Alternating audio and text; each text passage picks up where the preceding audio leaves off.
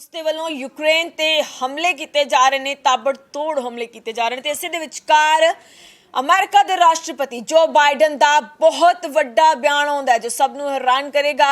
ਜੋ ਬਾਈਡਨ ਨੇ ਆਖਿਆ ਕਿ ਤੀਸਰਾ ਵਿਸ਼ਵ ਯੁੱਧ ਹੋ ਕੇ ਰਹੇਗਾ, ਜੋ ਇੱਕ ਮਾਤਰ ਰਸਤਾ ਬਚਦਾ, ਇੱਕ ਮਾਤਰ ਵਿਕਲਪ ਬਣਦਾ ਹੈ। ਜੋ ਬਾਈਡਨ ਦੇ ਵੱਲੋਂ ਅਜਿਹਾ ਬਿਆਨ ਕਿਉਂ ਦਿੱਤਾ ਗਿਆ ਉਸ ਦੇ ਬਾਰੇ ਵੀ ਅਸੀਂ ਤੁਹਾਨੂੰ ਦੱਸ ਦਿੰਦੇ ਹਾਂ ਕਿ ਅਜਿਹਾ ਬਿਆਨ ਦੇਣ ਦੇ ਪਿੱਛੇ ਦੀ ਬਾਈਡਨ ਦੀ ਵਜ੍ਹਾ ਕੀ ਰਹੀ। ਕਿਹਾ ਕਿ ਤੀਸਰਾ ਵਿਸ਼ਵ ਯੁੱਧ ਹੀ ਇੱਕ ਮਾਤਰ ਰਸਤਾ ਬਚਦਾ ਹੈ, ਵਿਕਲਪ ਬਚਦਾ ਹੈ ਜੋ ਰੂਸ ਨੇ ਕੀਤਾ ਹੈ ਉਸ ਨੂੰ ਸੁਧਾਰਨ ਦੇ ਲਈ। दरअसल कई सारे प्रतिबंध ने, कई सारिया पाबंदियां भी रूस से लगा दी गई ने। यूक्रेन के हमले तो बाद अमेरिका ते उसके सहयोगी देशों ने रूस नूं उसके अधिकारियों, बिजनेसमैन, बैंकों ते पूरे इकनॉमिक सैक्टर ते कई तरह ਦੀਆਂ ਪਾਬੰਦੀਆਂ ਦਾ ਐਲਾਨ ਕਰ ਦਿੱਤਾ ਹੈ। ਹੁਣ ਇਸ ਨੂੰ ਲੈ ਕੇ ਅਮਰੀਕਾ ਦੇ ਰਾਸ਼ਟਰਪਤੀ ਜੋ ਬਾਈਡਨ ਨੇ ਬਹੁਤ ਵੱਡਾ ਬਿਆਨ ਦਿੱਤਾ ਹੈ। ਬਾਈਡਨ ਨੇ ਆਖਿਆ ਕਿ ਯੂਕਰੇਨ ਨੂੰ ਲੈਕੇ रूस से लगाई जा रही पाबंदियां का एक मात्र विकल्प तीसरा विश्व युद्ध की शुरुआत बचता है, जिसकी शुरुआत होगी। बाइडन ने एक इंटरव्यू में आख्या कि सिर्फ इहो एक विकल्प बचा है, रूस के नाल युद्ध लड़िया जाए, तीसरे विश्व युद्ध की शुरुआत की जाए, या दूसरा विकल्प यह है कि पक्का किया जाए कि जो देश अंतरराष्ट्रीय कानून के खिलाफ जाके काम करे उसनूं अजिहा करन दी कीमत चुकाउणी पवे। बाइडन ने आख्या कि अजिहा कोई ऐलान नहीं किया गया जो तत्काल होवे। यह भी आख्या कि मैनूं लगदा कि आर्थिक ते राजनीतिक पाबंदियां इतिहास दे विच सब तो वड्डियां पाबंदियां ने। रूस के ਜਿਹੜੇ प्रतिबंध लगाए गए ने उन्होंने बारे भी दस दिने। यूक्रेन के हमले तो बाद अमेरिका, ब्रिटेन, यूरोपीयन संघ ने रूस से कई तरह दी पाबंदियां लगाउण दा ऐलान किया। अमेरिका, ब्रिटेन, यूरोपीय संघ के वलों रूसी राष्ट्रपति व्लादिमीर पुतिन ते विदेश मंत्री सरगेई लावरोव के वलों आर्मी चीफ की संपत्ति नूं जब्त करने का ऐलान किया गया।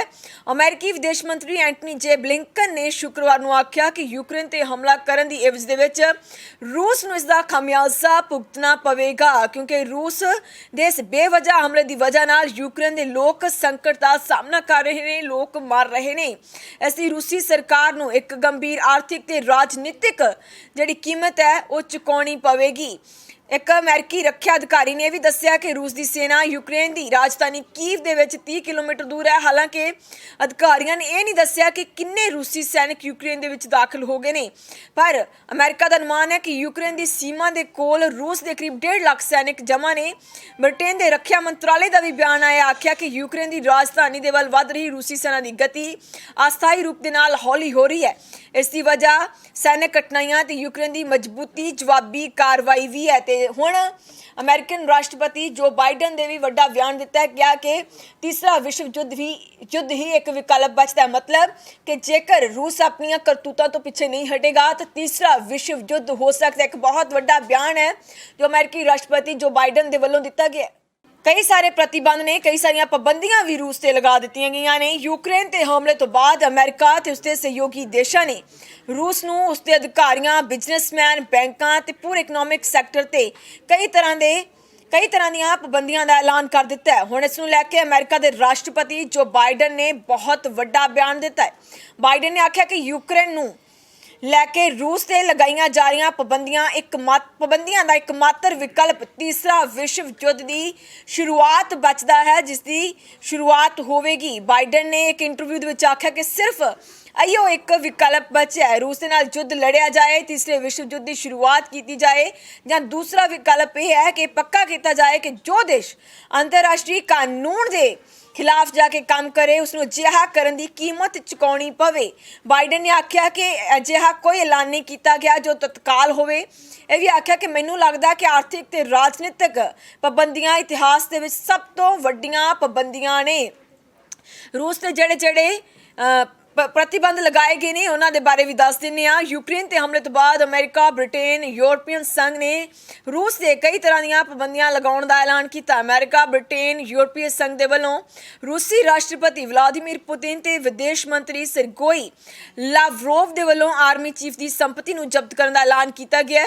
अमेरिकी विदेश मंत्री एंटनी जे ब्लिंकन ने शुक्रवार नूं आख्या कि यूक्रेन ते हमला करन दी एवज दे विच रूस नूं इसदा खमियाजा भुगतना पवेगा, क्योंकि रूस ਦੇ ਇਸ ਬੇਵਜ੍ਹਾ ਹਮਲੇ ਦੀ ਵਜ੍ਹਾ ਨਾਲ ਯੂਕਰੇਨ ਦੇ ਲੋਕ ਸੰਕਟ ਦਾ ਸਾਹਮਣਾ ਕਰ ਰਹੇ ਨੇ, ਲੋਕ ਮਰ ਰਹੇ ਨੇ। ਇਸ ਦੀ ਰੂਸੀ ਸਰਕਾਰ ਨੂੰ ਇੱਕ ਗੰਭੀਰ ਆਰਥਿਕ ਤੇ ਰਾਜਨੀਤਿਕ ਜਿਹੜੀ ਕੀਮਤ ਹੈ ਉਹ ਚੁਕਾਉਣੀ ਪਵੇਗੀ।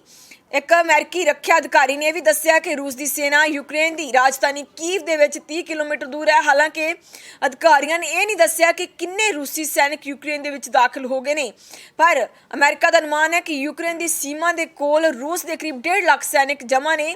ਬ੍ਰਿਟੇਨ ਦੇ ਰੱਖਿਆ ਮੰਤਰਾਲੇ ਦਾ ਵੀ ਬਿਆਨ ਆਇਆ, ਆਖਿਆ ਕਿ ਯੂਕਰੇਨ ਦੀ ਰਾਜਧਾਨੀ ਦੇ ਵੱਲ ਵੱਧ ਰਹੀ ਰੂਸੀ ਸੈਨਾ ਦੀ ਗਤੀ ਅਸਥਾਈ ਰੂਪ ਦੇ ਨਾਲ ਹੌਲੀ ਹੋ ਰਹੀ ਹੈ। ਇਸ ਦੀ ਵਜ੍ਹਾ ਸੈਨਿਕ ਘਟਨਾਵਾਂ ਤੇ ਯੂਕਰੇਨ ਦੀ ਮਜ਼ਬੂਤੀ ਜਵਾਬੀ ਕਾਰਵਾਈ ਵੀ ਹੈ। ਤੇ ਹੁਣ ਅਮਰੀਕਨ ਰਾਸ਼ਟਰਪਤੀ ਜੋ ਬਾਈਡਨ ਨੇ ਵੀ ਵੱਡਾ ਬਿਆਨ ਦਿੱਤਾ ਹੈ, ਕਿਹਾ ਕਿ ਤੀਸਰਾ ਵਿਸ਼ਵ ਯੁੱਧ ਹੀ ਇੱਕ ਵਿਕਲਪ ਬਚਦਾ ਹੈ। ਮਤਲਬ ਕਿ ਜੇਕਰ ਰੂਸ ਆਪਣੀਆਂ ਕਰਤੂਤਾਂ ਤੋਂ ਪਿੱਛੇ ਨਹੀਂ ਹਟੇਗਾ ਤਾਂ ਤੀਸਰਾ ਵਿਸ਼ਵ ਯੁੱਧ ਹੋ ਸਕਦਾ ਹੈ। ਇੱਕ ਬਹੁਤ ਵੱਡਾ ਬਿਆਨ ਹੈ ਜੋ ਅਮਰੀਕੀ ਰਾਸ਼ਟਰਪਤੀ ਜੋ ਬਾਈਡਨ ਦੇ ਵੱਲੋਂ ਦਿੱਤਾ ਗਿਆ ਹੈ।